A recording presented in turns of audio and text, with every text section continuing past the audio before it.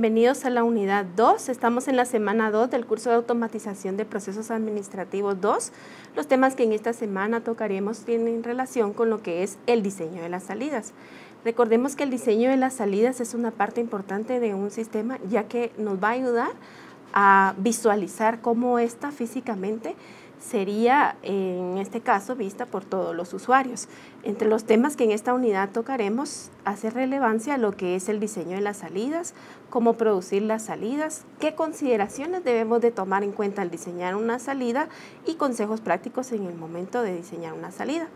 Recordemos que en los cursos y semanas pasadas en automatización de procesos administrativos 1 aprendimos que un sistema como producto obtiene una salida. La salida es información y esta información al momento de ser percibida por los usuarios o las personas que les va a ser de utilidad debe ser diseñada conforme los requerimientos más importantes que nos serán de utilidad. Estos requerimientos tienen función de podernos proveer la información que nos va a ser útil y estos deben de ser diseñados de forma en la cual la persona que le va a ser de utilidad le pueda ser atractivo, le pueda ser útil y que le sea fácil de interpretar.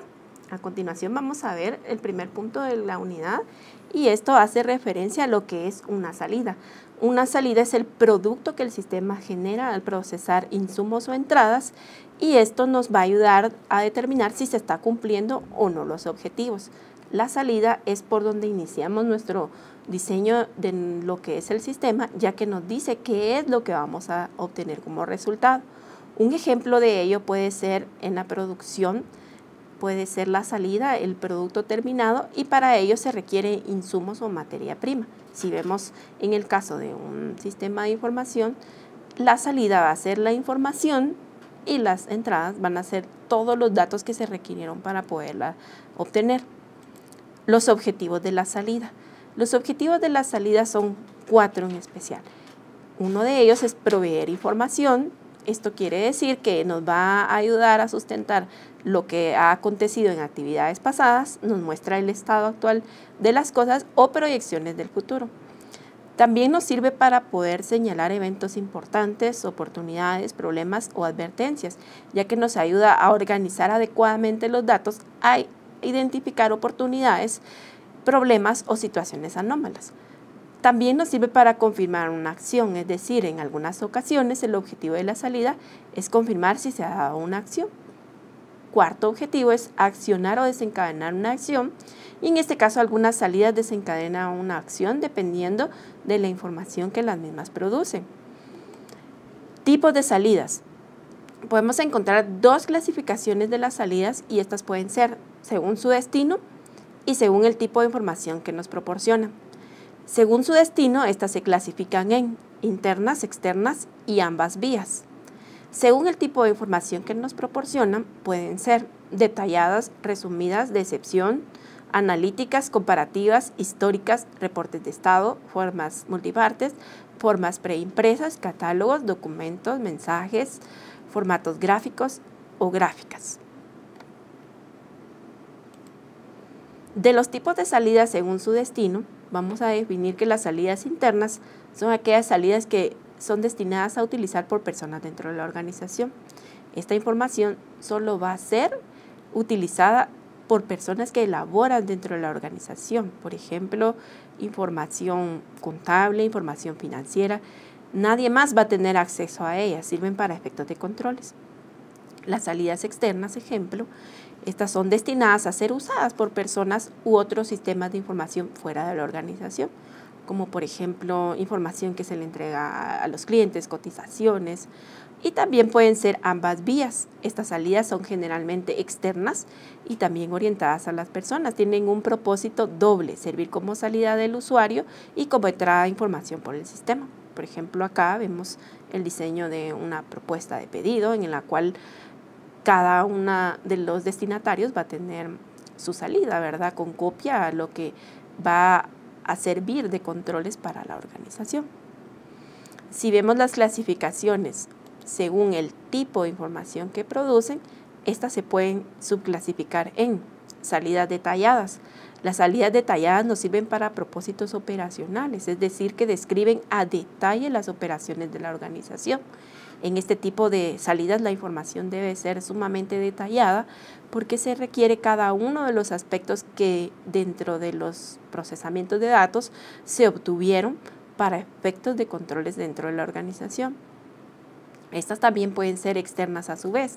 Por ejemplo, si un cliente necesita un detalle de cada uno de los estados que reflejan sus gastos, por ejemplo, podría ser un caso de una salida detallada.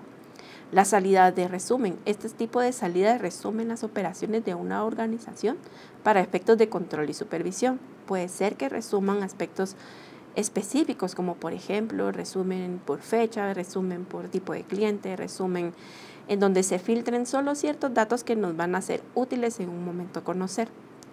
Las salidas históricas. Estas presentan características similares a las salidas detalladas y de resumen también, pero estas presentan información de cada uno de los pasos que acontecieron en situaciones pasadas, como para respaldar las operaciones de la organización, como por ejemplo si quisiéramos saber un estado de las ventas del trimestre anterior, sirven para poder resguardar lo que ha acontecido en el sistema.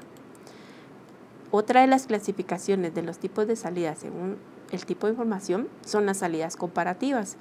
Estas nos ayudan a presentar información resumida para efectos de varios periodos para comparar. Por ejemplo, si quiero comparar qué producto es el más rentable, si yo quiero comparar qué nivel de productividad obtuvo y filtrar de esa manera la información.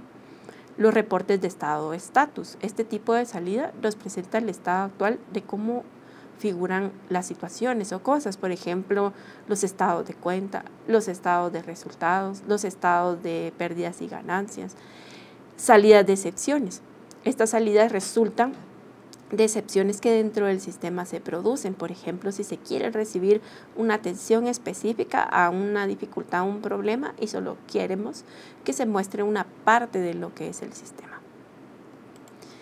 En el texto, en el capítulo número 2, ustedes encuentran varios formatos de diseño de salida. El diseño de salida, recordemos que es la forma en que las personas van a visualizar la información, tanto el usuario final como dentro de la organización. Por lo tanto, un formato de salida debe de incluir entre sus componentes encabezado, fecha, título, cuerpo o detalle de la información en donde vamos a encontrar todos los datos relevantes. Podemos también identificar el pie de página dentro del mismo y el diseño es una parte que corresponde tanto a la persona que diseña el sistema como a la persona que hace uso de la información. Cómo es que la misma se va a reflejar, cómo es que va a ser vista, ya sea esta impresa, ya sea en pantalla, y esto nos va a reflejar el estado actual de cómo queremos presentar la información. Vemos acá un ejemplo de un formato de una salida de resumen, en donde pues básicamente tiene los mismos datos, pero para su efecto vemos que la información está agrupada o resumida con los datos que nos van a ser de utilidad. Una salida histórica, vemos acá el ejemplo, refleja información de periodos pasados para efectos de controles como vimos en detalle. Acá vemos un ejemplo de un formato de una salida comparativa en donde vemos de igual forma sus componentes y en este caso la información está agrupada o separada para efectos de comparar qué tantos porcentajes hubieron de cambio, qué tantos porcentajes hubo de variación.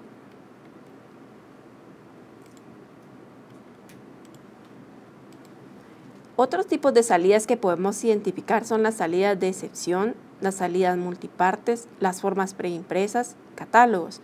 Estas pueden ser destinadas igual dentro de la organización o fuera de ella y sirven para poder mostrar, por ejemplo, en el caso de las formas preimpresas, a formas que tienen impresos ciertos datos, por ejemplo, los formularios que llenamos a mano para poder aplicar a un crédito en un banco, podría ser un ejemplo.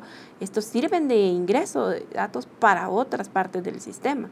Las formas multipartes, en el caso de una factura en la cual se requieren copias para contabilidad y el cliente. Los catálogos, que podrían ser reportes o consultas en pantalla que muestran códigos asignados en diversas entidades en una organización.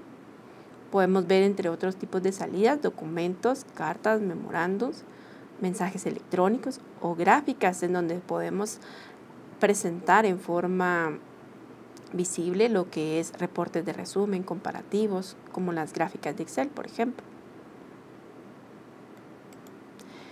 ¿Qué aspectos se deben de considerar en una salida en el momento de diseñarla? Podemos identificar varios aspectos, como por ejemplo su contenido, el volumen, la periodicidad, el medio que vamos a utilizar para producirla. Y entre ellos podemos mencionar los 12 aspectos que vemos acá en la tabla, como por ejemplo la calidad requerida, quién la va a usar, el volumen de la salida, en dónde va a ser requerida, con qué velocidad de acceso se va a desarrollar, qué tan a menudo y qué tan actualizado se requiere la información, el almacenamiento, qué uso se propone dar a la salida, regulaciones especiales en cuanto a distribución, almacenamiento y producción, costos iniciales de producción, distribución, por ejemplo, suministros, tiempos personal, requerimientos ambientales como por ejemplo ruido, cableado, espacio, confiabilidad y compatibilidad con el software y hardware. Esto quiere decir el soporte proveído por el fabricante. 12. Descripción de métodos existentes. Al considerar el diseño de las salidas tenemos que tomar aspectos de forma y de fondo.